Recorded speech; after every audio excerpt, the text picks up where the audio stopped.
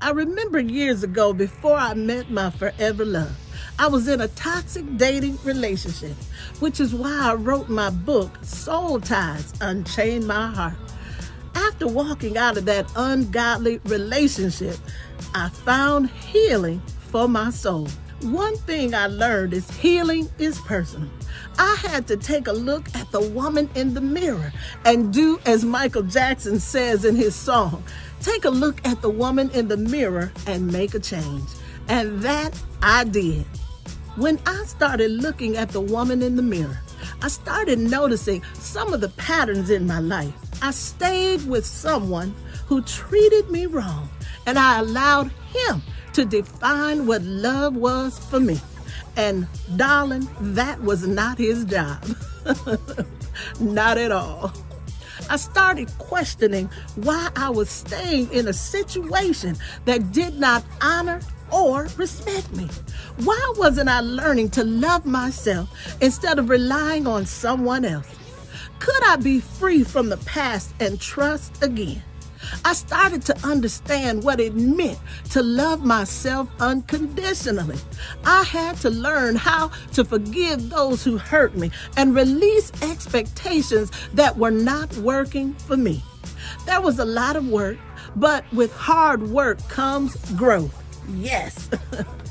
As I continued on my journey, I realized that the key to true healing is finding the courage to be honest with yourself and learning how to love yourself first.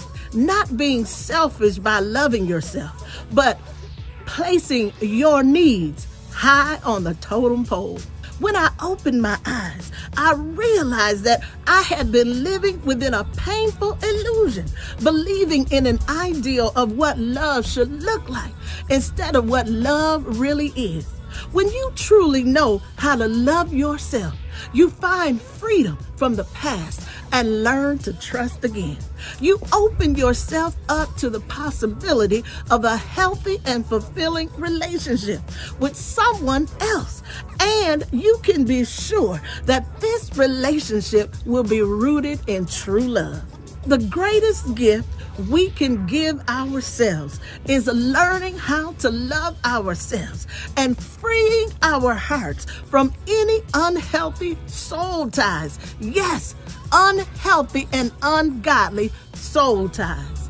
When we do this, we open the door to a healthy and abundant life filled with peace and joy. Dear sister, your story does not end with hurt. As a matter of fact, it begins with hope, just as mine did some years ago. When you unchain your heart, you begin living a life filled with peace, joy, and freedom. Your story starts today. So go out and reclaim your life. Unchain your heart. Learn to love yourself first and watch as God resurrects you into the woman He created you to be. You have all the power and courage within you to break down the walls and heal. And guess what? If you don't know where to start or even how, book your free strategy session today so that I can help you take the first steps in this journey.